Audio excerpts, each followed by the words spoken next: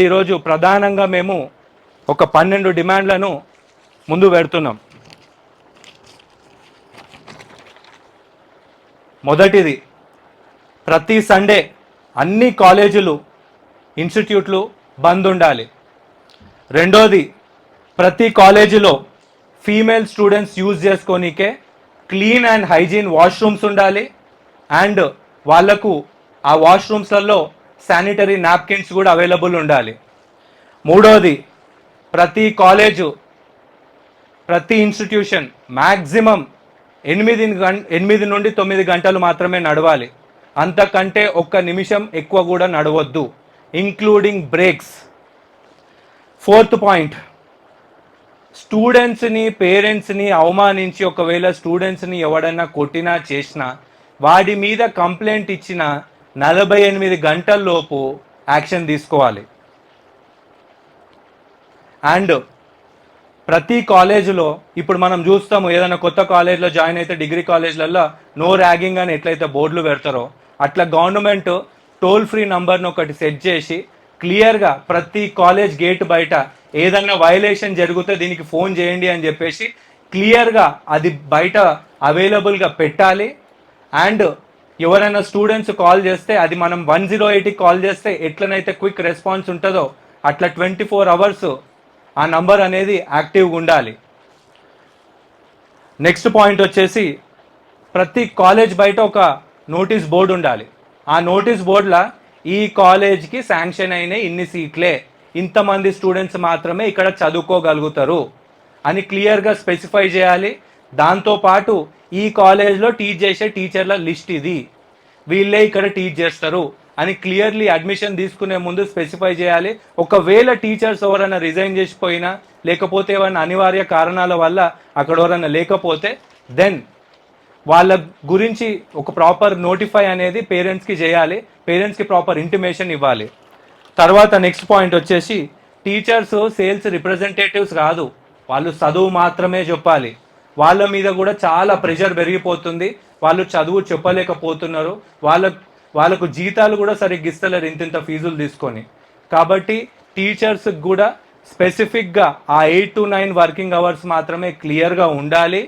And holidays అనేటివి ప్రతి ఒక్కరికి ఉండాలి. హాలిడేస్ అనేటివి ఒక రీజన్తోనే ఉంటాయి. హాలిడేస్ ఇవ్వకపోవడం అనేది it is an infringement of fundamental right. కాబట్టి హాలిడేస్ ప్రతి ఒక్కరికి ఉండాలి. This is demand number 8. And coming to 9th point, పిల్లలు సూసైడ్స్ చేసుకుంటున్నారు.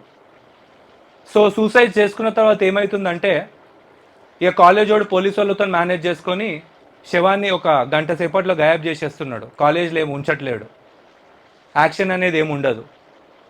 ఖచ్చితంగా ఒకవేళ పిల్లలు సూసైడ్ చేసుకుంటే ఇమ్మీడియట్లీ ఆ కాలేజ్ పైన ఫస్ట్ ఒక కేసు నమోదు చేయాలి. And within no time proper enquiry initiate చేసి యాక్షన్ తీసుకోవాలి. అండ్ పాయింట్ నెంబర్ 10, మనము అకాడమిక్ ఇయర్ స్టార్టింగ్లో ఏదైతే ఫీజు కమిట్ అవుతామో ఆ ఫీజుకి ₹1 కూడా ఎక్కువ ఛార్జ్ చేయకుండా కంప్లీట్లీ మన ఎడ్యుకేషన్ అనేది అయిపోవాలి. మనకు ఎడ్యుకేషన్ అయిపోయిన తర్వాత ₹1 కూడా ఎక్స్ట్రా తీసుకోకుండా మన సర్టిఫికెట్స్ మనకు రిటర్న్ చేయాలి. 11th పాయింట్ వచ్చేసి, కాలేజీలల్లా బుక్కులు కానీ యూనిఫామ్లు కానీ అస్సలు అమ్మొద్దు. ఆ బుక్కులు యూనిఫామ్లు అమ్మనీకే మనకు ఇంటర్మీడియట్ వాళ్ళకైతే ఇక్కడ తెలుగు అకాడమీ ఉంది, ఇక స్కూల్ బుక్స్ కూడా పబ్లిష్ చేయడానికి గవర్నమెంట్ ఏజెన్సీస్ ఉన్నాయి. అండ్ ఒకవేళ పిల్లలు పాత బుక్కులు తెచ్చుకొని చదువుకుంటా అంటే కూడా అలౌ చేయాలి.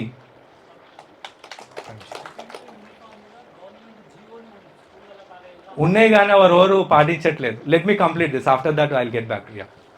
And 12th point, most important point, ఇది ఒక సొల్యూషన్ మేము గవర్నమెంట్కి కూడా పాటించండి అని చెప్పేసి సజెస్ట్ చేస్తున్నాం. అదేంటి అని అంటే, సర్టిఫికెట్లు ఇస్తలేరు అని చెప్పేసి మాకు చాలామంది పిల్లలు కాల్స్ చేసి కంప్లైంట్స్ ఇస్తున్నారు.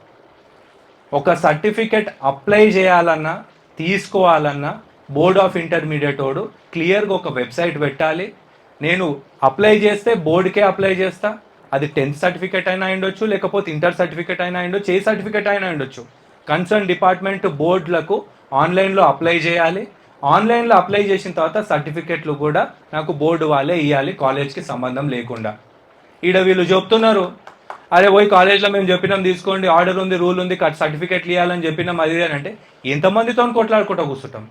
కాలేజ్ వాళ్ళు ఇవ్వని పక్షంలో బోర్డు ఇమీడియట్లీ ఇంటర్వెన్షన్ తీసుకొని విత్ ఇన్ 48 అవర్స్ ఆ స్టూడెంట్కి సర్టిఫికెట్స్ అనేది రిటర్న్ చేసేసేయాలి, ఇచ్చే విధంగా చర్యలు తీసుకోవాలి. ఈ 12 డిమాండ్ పాయింట్స్ ఇవన్నీ న్యాయబద్ధమైన డిమాండ్లే, ఇలా ఏది కూడా లీగల్ డీవియేషన్ లేదు, ఏం లేదు. ఖచ్చితంగా ప్రభుత్వం ఇవన్నీ ఎన్ఫోర్స్ చేయాలి, ఎన్ఫోర్స్ అయ్యి ప్రతి ఒక్కరివి పాటించే విధంగా చూసుకోవాలి. ఒకవేళ కాలేజీలు ఇవి పాటించకపోయినా ప్రభుత్వం గనక ఇక అదేంది ఒక సామెత ఉంటుంది, ఏంటంటే పండుకునేటోని లేపొచ్చు కానీ పండుకున్నట్టు నటించేటోని లేపలేం కదా. అట్లాంటి పరిస్థితి కనుక మీరు క్రియేట్ చేస్తే, మీరు నిద్ర నటిస్తే, ఇక మేమేం చేయాలో మాకు కూడా తెలుసు, ఖచ్చితంగా రంగంలోకి దిగుతాము, గట్టి యాక్షన్ కూడా తీసుకుంటాము. అండ్ ఈరోజు ఈ పోరాటంలో దిగిన తర్వాత ఇక్కడికి వచ్చిన మిత్రులలో చాలామంది NSUI, ABVP, ఇంకా రకరకాల స్టూడెంట్ ఆర్గనైజేషన్కి సంబంధించిన మిత్రులు కూడా ఉన్నారు. అందరూ ఒకటే మాట అన్నారు, అన్న మేము పోతున్నాం అన్న, జెన్యున్గా ఇది ప్రాబ్లం అని కొట్లాడుతున్నాము, కానీ పైనుండి ఒక ఫోన్ వస్తుంది, అరే మన కాలేజే వదిలేసేయి. ఏది మన కాలేజు? స్టూడెంట్ కోసము లేనప్పుడు స్టూడెంట్ యూనియన్ ఎందుకన్నా అని చెప్పేసి చాలామంది స్టూడెంట్స్ యూనియన్లలో ఉన్నటువంటి మెంబర్స్ కూడా ఈరోజు ఈ మీటింగ్లో ఉన్నారు. మీ బాధ నాకు అర్థమైంది. మీరు అన్నది ఒకటే ఒక మాట, జాగ్రత్త అన్న చంపుతారేమో పెద్దోళ్ళు అని అంటే, నేను ఒకటే మాట అంటున్నా, ఈరోజు క్లియర్గా చెప్తున్నా, సావుని నేను చాలా దగ్గర నుండి చూసిన, అది వస్తే నేను యాక్సెప్ట్ చేస్తా. చావంటే నాకు భయం లేదు. 19వ ఏటనే చావు ఎట్లుంటుందో దగ్గర నుండి చూసిన. చావు భయం అయితే అస్సలు లేదు. ఈరోజు నేను బతుకున్నందుకు చాలా ఆనందిస్తున్నా. ఈ పోరాటంలో ఒకవేళ చావాల్సిన పరిస్థితి వస్తే ప్రాణత్యాగం చేయడానికైనా సిద్ధం. దానికి నిజంగా గర్వపడతాను. ఇట్లాంటి సందర్భంలో నిజంగా చావడానికి. నా దేశం అంటే నాకు చాలా ముఖ్యం. నా దేశం మీద నాకు ప్రేమ ఉంది. ఈ అవినీతికి వ్యతిరేకంగా ఈరోజు మనం పోరాటం కనుక చేయకపోతే భవిష్యత్ అనేది ఉండదు. ఈరోజు చాలామంది ఎక్స్పర్ట్స్ చెప్తున్నారు. ఒక మల్లారెడ్డి కాలేజ్కి సంబంధించినటువంటి ఒక ఫ్యాకల్టీ కూడా మాకు కాల్ చేసి చెప్పారు, సార్ ఇంటర్ అయిపోతుంది, కాలేజీలోకి వస్తారు, పొట్టగోసి అక్షరం రాదు, ఏడ చదువుకుర్రా అంటే ఇవి 2 కాలేజీల పేర్లు చెప్తారు. This is a situation.